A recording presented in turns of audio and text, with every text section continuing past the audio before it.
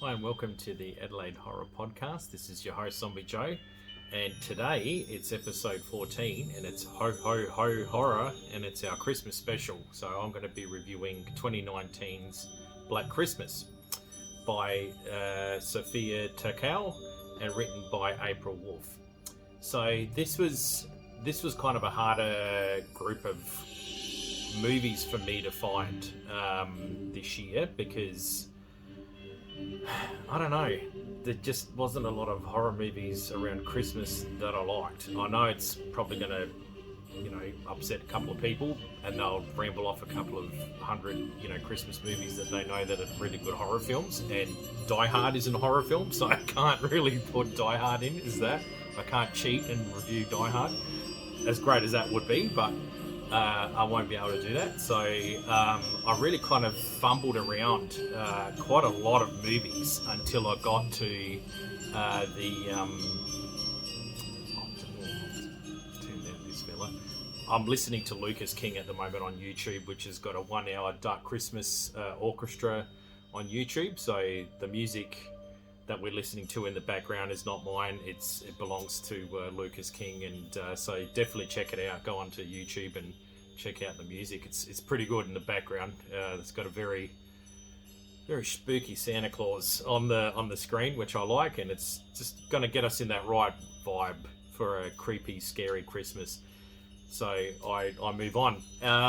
So yeah, look, there's a lot of horror movies around Christmas or directly aimed at Christmas. Whether it be a creature like Krampus or something like that. I personally struggled to try and find a horror film that I thought was good enough to try and review around Christmas. I've got streaming platforms like Stan and Prime Video and YouTube and Netflix, and really tried to kind of push to see if I can try and get anything, and I couldn't. I just couldn't. Like, there was some movies. One movie I lasted, I'm not joking, probably 2 minutes because the script was that bad and the acting was worse. And I was like, nah, I'm out. See ya. No way. So I tried to review another movie and it was the same deal, and I thought, geez Louise, like I'm really stuck to see what kind of movie that I liked that was to do like a horror Christmas special. So I was thinking, okay, so I kind of didn't really think about it. A couple of weeks went past and I kind of came across Black Christmas. Now, Black Christmas isn't, there's another horror movie called Black Christmas, and it came out 10 years before that in 2009, and it's got Michelle Trachtenberg. I can't pronounce her last name. You'd know her from Eurotrip. That was, and also she was the younger sister of Willow in Buffy. That was it. Willow? Yes. No. She was the younger sister of Buffy. In Buffy the Vampire Slayer. So to put a kind of name to a face, kind of thing with that, and. She was in like I said, 2009, she was in a horror movie called Black Christmas, and that was basically a deranged killer goes to a sorority house, starts murdering all the girls in the sorority house, and it's at Christmas. So 2019, however, if you fast forward to this movie, it's still a bunch of young ladies in a sorority house. It's set around Christmas time, but the movie isn't like an escaped asylum person deciding to slaughter, a bunch of a bunch of college girls for fun. This is it's far more a bit more intellectual than that. So I'm not 100% sure if Sophia and April did that on purpose. The director and the writer, both Sophia and April wrote and direct.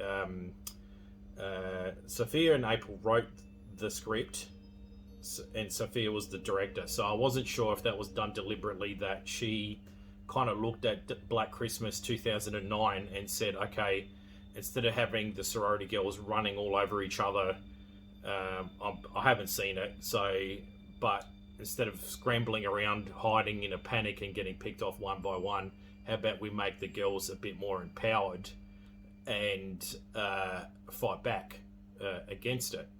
So when I started to watch, and I sat down and started to watch Black Christmas, the opening statement that came out on the screen I thought was a bit unusual, and I paused it and read it in its entirety. So I wrote it out for everybody.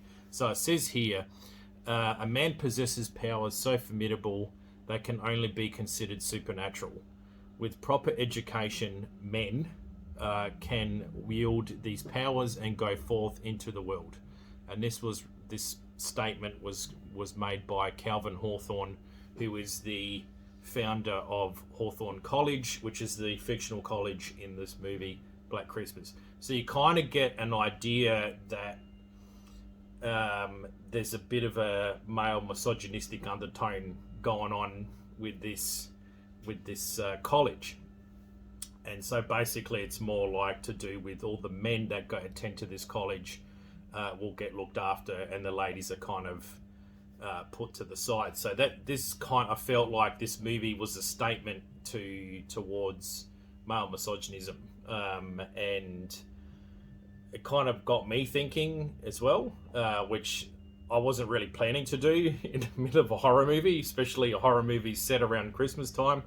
My last thoughts were kind of about male misogynism, but I ended up thinking about it in the middle of this movie, and it made me kind of go, oh, hang on, like, as a man, I didn't feel off-put or felt attacked or anything like that. I think what Sophia and April did was make me kind of realize, it's still alive and kicking, unfortunately, in 2020.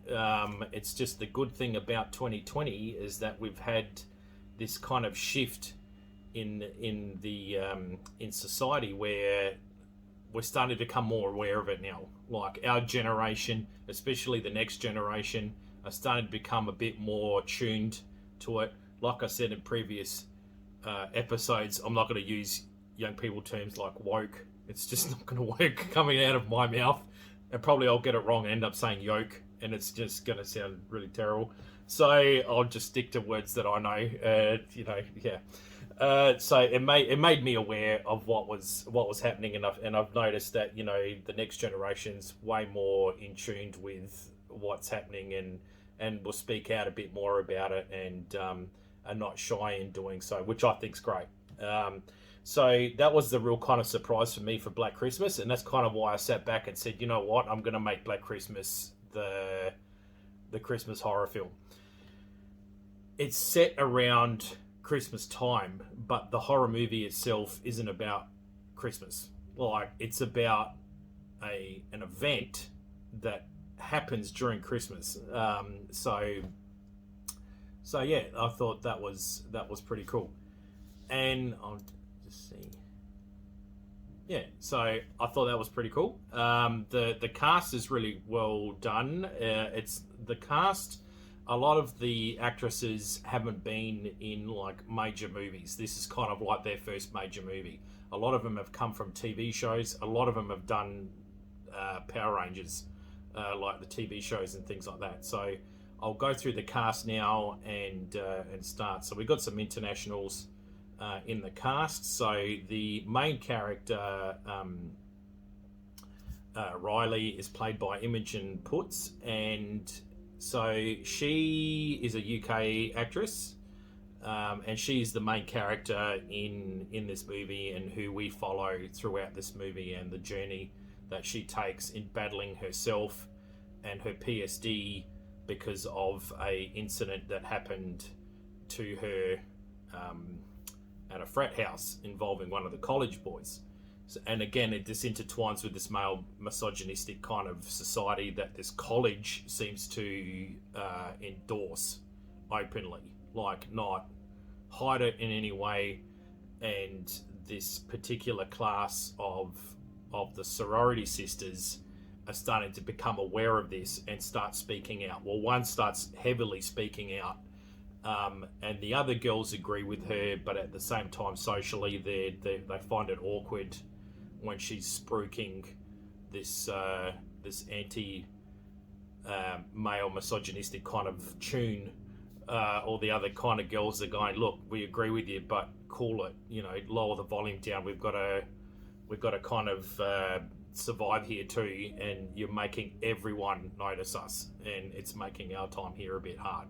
So there was that interesting kind of social where the ladies agreed, but at the same time were kind of going, well, we've got to graduate and we've got to live our lives, and we can't because of this thing. So it's a real life kind of struggle, what's going on there, and I thought that was an interesting take that I noticed what was happening in this film. So there was a lot of little mini things that I was picking up in this film, and I was thinking, wow, it's just not a straightforward kind of slant. What this movie reminded me of was if Scream and Urban Legend was based at Christmas time in a college. That's what I thought it was. That's what it reminded me of, the two movies together. It had that thing, and so it is described as a horror thriller mystery. So, and I agree with that. Those three genres, it does cover those genres, all three. So I thought that was pretty good. So yeah, we've got the other international actress involved in this is a girl from New Zealand, so Zoe Robbins, who plays Una. So her name is Oona. So I'm assuming that's how you pronounce it, Ona. And so she's a New Zealand actress and is known for her TV shows of being in Power Rangers for a year in one of the series there, and also the Shannara Chronicles, which you can find on Netflix. I thought that was really good. That it's kind of a fantasy TV show. It was really, really good. We've got Elise Shannon, who plays Chris, and she was in the Charmed TV show for 11 episodes. Chris is the outspoken student that I was talking about, really kind of petitioning heavily against Calvin Hawthorne, the founder of the university. Even in one statement said, he's a white guy, he had slaves, and we're in the North, like this is how much of a piece of shit this guy was. And he had this complete thing that women didn't have a say in society whatsoever, or a position either. Like they were just completely submissive to one side, seen but not heard. And that's what this character, this Calvin Hawthorne, saw, how he viewed women. And so this college that was founded in 1819, so 100 and so years later, have still got this kind of, like I said, this male misogynistic undertone through the whole college, and the boys are kind of getting they kind of move around the place with the same kind of attitude as whether, everything's handed to them and the girls have got to work a bit harder for it. And kind of stoking the fire of this and encouraging this behaviour is the professor, who is Professor Gleason. And Professor Gleason is played by Carrie Eelwoos. I just know him as the guy from Princess Bride. Like that's all I know. I just know him as You Wish. That's it. I can't pronounce his last name too good. So anyway, Carrie, he plays the professor. Now, considering that he's kind of the heavyweight actor in this whole entire movie, like I said, Princess Bride, anyone kind of 45-ish down into their 30s will kind of know what Princess Bride is, the movie. But also he's been in some other stuff. He's a fantastic comedian as well. He was in Robin Hood, Prince of Tights. That was a ridiculous movie. It was really funny, but ridiculous at the same time. And he also did some psychological thrillers of Kiss the Girls, and he was in the original Saw. So that's kind of the heavyweight kind of acting that he brings to this movie. He plays a really sinister, know-it-all douche really, really well. You just don't like the guy. The moment he comes on screen, the way he carries himself, this kind of, you're all here to serve me, but especially the girls are here to serve me even more attitude is just, it's well played, it's well acted, and the casting for him was really well done. I thought it was really good that they picked him to do that, because he just pulls it off really, really, really well. And then you've got the kind of the boys that are a part of this kind of fraternity. I'll get into the girls a bit more now. So Lily Donahue plays Marty. She's done some TV appearances. You would know her from the Goldbergs, Grey's Anatomy, and Jane the Virgin. And then we have Melanie Adams, who is Helena, and you'd know her from Immortal Engines and Power Rangers as well. So these are the girls that are kind of in this environment. At the start of the film, we see another lady called Lindsay, and Lindsay is played by. Sorry, just excuse me for a minute. So Lindsay's played by Lucy Curry, and she's on the phone to Una, played by Zoe Robbins, the New Zealand actress, and they're on the phone. They're conveying to and fro because she's on her way back to the place, and she was supposed to meet up with Zoe, but it's not coming over, so they're having a discussion. And then once the discussion finishes, she's walking in the dark in the snow by herself, and it's dark, and there's a gentleman behind her walking quite a few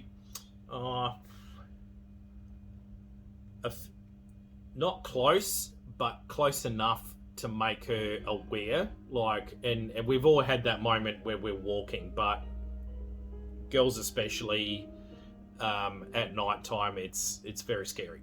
It's a very real scary thing, and not feeling not safe, and that's a shame.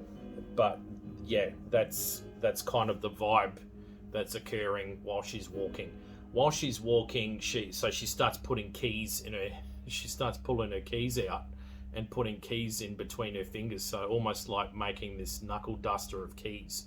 And I thought, wow, that's powerful kind of to statement to see, like, that's how she feels like about walking and how vulnerable she feels. And then she gets this text message, and it's the app is called Yip Yap, so it's obviously made up for the movie, but it's kind of like a messenger, kind of Facebook Messenger kind of style messenger that she gets, and the face is the bust of the statue of Calvin Hawthorne, the founder of the Hawthorne College, and it's kind of like got this emoji of a ham and a pig, and then there's this other kind of squeak underneath, and it's like, I can't remember, or something like, what does a pig squeal like, what's the pig make? And it was some kind of sexual kind of jab at her that she thought was kind of weird. She didn't know who sent this message to her, and as she turned around, the guy was on the phone at the same time, so it's almost like, is this guy sending the message? Like, is it him doing it? And she's not 100% sure, and then suddenly he just turns off and walks somewhere else. And so there's this kind of, okay, like it's not what's going to happen. So this is kind of the opening of the movie, so you can kind of get a gist of how this movie's kind of going to go. And then this is when we start meeting other characters after that. There's a scene, and then there's other scenes where you start now introducing characters. So what I'm doing is I'm cutting out major spoilers or twists and turns and that kind of stuff. So I'm not going to include that in this episode like I usually do in my other episodes. So I'm just going to leave that as that is. I'm not going to go any further. So the male cast in this movie was pretty well done. We've got Ben Black, who plays Phil. You'd know him from the TV series Roman Empire, and he plays Brutus. He's the kind of head of the pack of the douche jocks, and that's enough said. That's pretty much who he is. You've got Simon Head, who plays Nate, and Nate is the boyfriend of Marty, who's played by Lily Donahue. And Marty is friends with Imogen. They're very close, the girls. Then we have Caleb Aberhart. He plays Landon. You know him from TV shows, Marvel Defenders. He was in. He was in Happy, and he was also in Law and Order SVU. He's the love interest of Riley, the main character. So he kind of is slowly approaching her and saying, with some of the stand against this male domineering culture of this college, a few times he stands up and approaches her very awkwardly and unsure how to do it, because after this kind of anti-male rant has kind of come along, he's now a male approaching the girl saying, I really like your speech, I thought it was good. And the girl who was giving this talk is kind of looking at him going, why are you saying good on you for? Like, why are you accepting, why are you congratulating us for standing up for ourselves? That's the kind of vibe that Chris is giving. And he feels awkward about this, but he just wants to go to Imogen and say, I feel for you, I'm here to support you, kind of thing. And there's kind of a love interest, but he's interested in her as well, and she's kind of, I think, interested in him, and so there's this kind of shy awkwardness amongst the two characters throughout the film, which is nice. And so and then we have Riley McIntyre, who plays Brian, and he plays one of the other jocks in this. So at the very start of the film, we see a frat boys initiation ceremony going on. Cloak and dagger, fires burning, torches, and we see the Calvin Hawthorne statue and these I don't know what they're called, but the Greek alphabet, the alpha mega symbolisms on these banners and stuff. So you can kind of work out with enough American movies that you watch that this is kind of the frat house, and this is part of the ceremony that they're going to be a part of, and it's all involving this statue of Calvin Hawthorne. So that's what that is. As the movie progresses on, there's a scene in the lecture theatre where Professor Gleason is starting to talk. He answers the question. He poses a question to Riley, and Riley answers, and he's going, "Why are you assuming it's a male that said that?" And so then you discover that it's actually a female author, and the way she wrote it was that she sounded male. And so everyone just assumed that it was a male that wrote it, but it was actually a female author that wrote it. And so the point that he was trying to dig at her, it wasn't really a point of, how fantastic's this. He was directly having a jab at her, going like not every girl is on your side, kind of thing. Some women want to be submissive or whatever. And so, but he did it in a really smart assy kind of way that his character is very smug. So in a smug dig at Imogen and in Riley in front of the class, he kind of has a crack at her through this statement and just kind of makes her look stupid, and Chris is like fuming. This like triggers her majorly, and so while she's walking, that's when she's done there's the whole reveal that the bust of Calvin Hawthorne had been ripped out of the campus and moved away, and that she petitioned heavily for this because of the fact that he's massively misogynistic, but he was also very pro-slave. He was a racist. He was a sexist. This girl just rambles off the list of what a complete piece of shit this guy is, and that he created this school, and now the school's got this kind of underlying environment that and it just rubs her the wrong way, and so she gets all her friends involved in trying to tackle this issue and try to change the attitude of people there. But it's kind of hard when the boys that are going to this college are clearly from well-off families, and it's all heavily buried in tradition. So you can't really turn the Titanic on this one. Like, this is It's heavily 100 plus years ingrained attitude, and so forth. And so in one of the spiels that Professor Gleason does in the film as well, he goes, "This is where we make our men with this belief that they can control and be the dominant sex, and they go out into the boardrooms, they go out into society, they go out into Hollywood, they go out into this thing, and they spruik this mentality. So forever and ever and ever, the male will be put forward, and the females will be put down." So I'm kind of like, as this movie went on, I was like, holy shit, I didn't really realize this was kind of where they were going to go with this. And I was impressed. Like, I just thought, wow, yeah, it's got the scary elements in it, and it's scary, and it's set around Christmas, but it really made you think, like, as well. And it really highlighted what was going on in this fictional movie with fictional characters, but the problem is real, and it is in society now, and there's institutions that do think like this. There are men that think like this and then raise their kids to think like this. So that's, it made me think, and that's why I really like this movie, and that's why I said, yeah, I'm going to make this the film. So anyway, moving on. So this is when the kind of the girls have to. This is where I kind of got confused a bit, because the girls have to get together and write a song. It's like this Christmas tradition where the sorority girls have all got to get together then, and they write and they sing this song, right? And it's about hooking up with your frat boy, boyfriend or whatever, and having sex.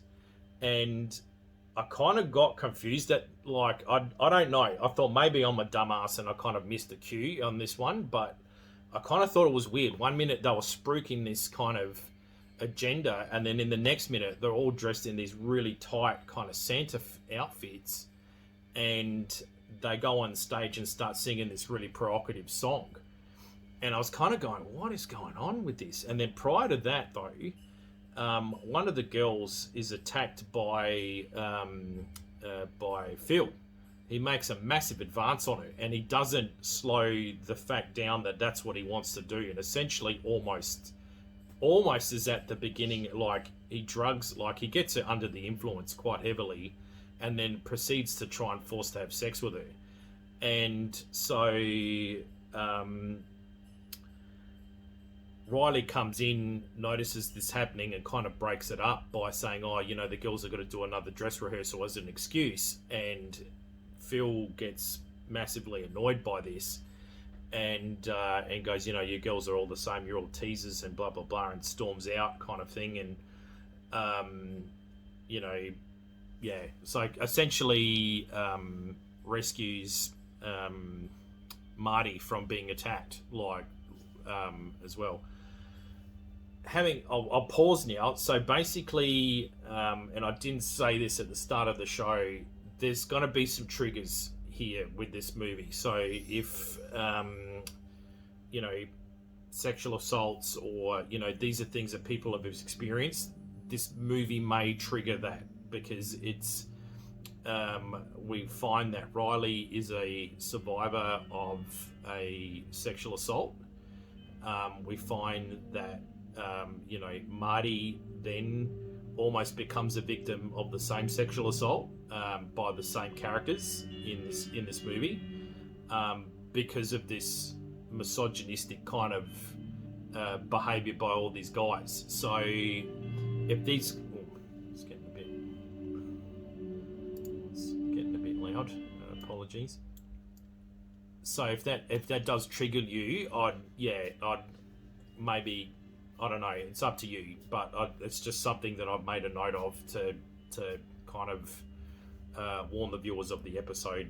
This is the undertones that we're going to be dealing with. So if that triggers you in any sense, I'd kind of reconsider watching the movie, because it goes to that uncomfortable place, because Sophia and April want to highlight that this is unfortunately what happens, and this movie exposes that kind of behavior and that kind of culture that happens in real life. And so moving on from that point, back to the film. So so they do the song and they cut off from the song. So basically the original lyrics in this song then gets changed, and Riley jumps in and comes in with "That's when I got attacked." And all the girls start going, whoa, like, you know, and the guys kind of stop drinking and enjoying this song, and they're just completely stunned. And so she just lays in with these lyrics that are basically calling out the guy that committed the sexual assault, and it's the same guy that tried to do the same sexual assault on Marty just a few moments before. So he's absolutely now ropeable at this bit because it's been, you know, brought into the light and exposed. So the girls listening to this song are clapping now and cheering and standing up and clapping and egging Riley to continue singing, and the boys are booing, like openly booing about it and throwing food at her and throwing popcorn at her. I'm like, what the fuck? Like, you know, just so it's a, and at that point I was like, wow, they're really, yeah, the guys don't get it. You know, it's, and I thought that's really well done. Like, Sophia and April really did a great job and just really saying this is reality. Like, this is, you know,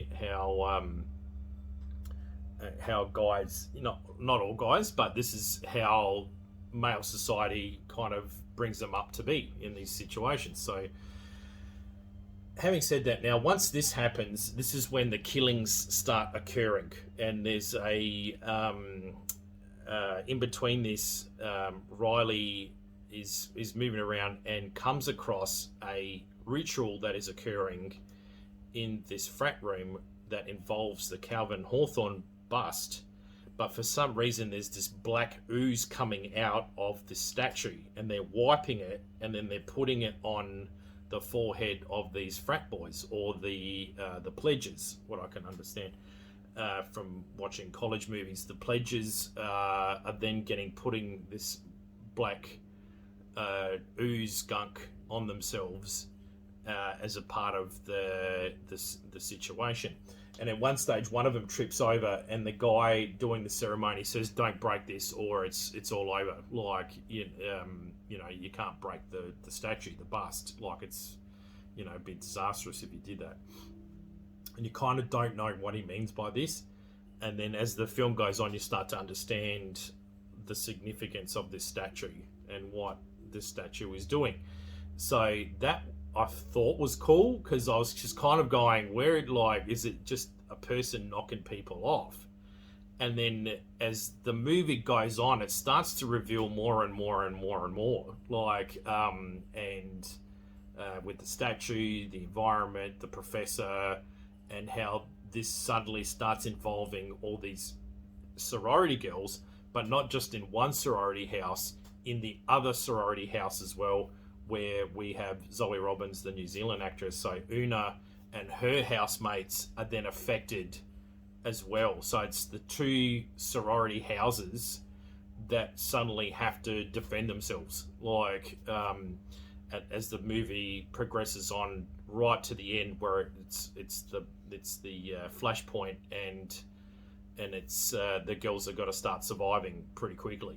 So, and this is where I kind of said, this is a Christmas movie I'm going to review, because that really impressed me at that point, because it's everything else was like, you know, Santa loses his shit and starts hacking people and all this kind of stuff, and I kind of went into the Krampus, and I was like, you know, I don't know, it's just me, you know, like I wanted to do Silent Night, which is a classic slasher movie involving Christmas, but I thought everyone's kind of reviewed this thing. I want to kind of, and like I said, Adelaide Horror Podcast, to kind of look at the next movie in the shadow that kind of will fit in that bracket, and that's why I was impressed with Black Christmas, and hence why I'm checking it out. So I definitely recommend to check it out. First horror film, yeah, I reckon you could, because like I said, this isn't straight up a horror. It isn't a straight up a slasher. It's a horror mystery thriller. That's how it's described it as. So I think you could show someone that's not in the necessarily a fan of horror. This would be a good movie to kind of snuggle up and check out for sure.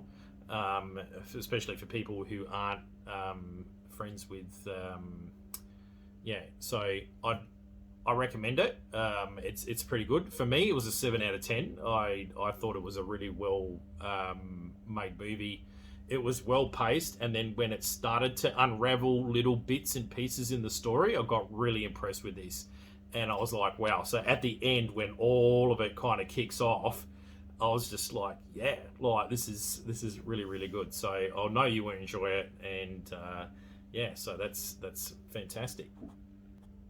Cool. So definitely check it out. I thought it was pretty good. I think it's available on Netflix, but I got it on there's Prime Video. It's also available on Stan and other streaming services as well. Cool.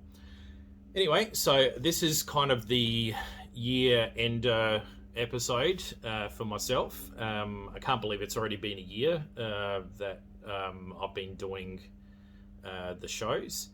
So I'll be doing episode 15 will be the 1 year anniversary show of Adelaide Horror Podcasts, and I'm going to be reviewing Adelaide Horror. So to celebrate the 1 year anniversary of Adelaide Horror Podcast. So I thought I'd go local and kick off the year with some locally made horror films. So looking forward to that. Looking forward to some time as well with my family and for Christmas. So I just want to wish everyone a Merry Christmas with whatever you're going to be celebrating this year. So I hope you have a good time with your family and friends, and catch up and slow down and have a few beers and say thank God we survived 2020. I think that's everyone's kind of theme. And and then New Year's Eve will happen, and we'll rock out pretty hard, knowing that we can say adios to 2020 and double tap 2020, just make sure it doesn't come back, kill it and then tap it again, so that way it just does not come back. So we'll just write the year off. So just wishing all you guys a happy and safe Christmas and New Year. Hope you celebrate it well. Let's have some good vibes into 2021. And I'll see you at the next episode.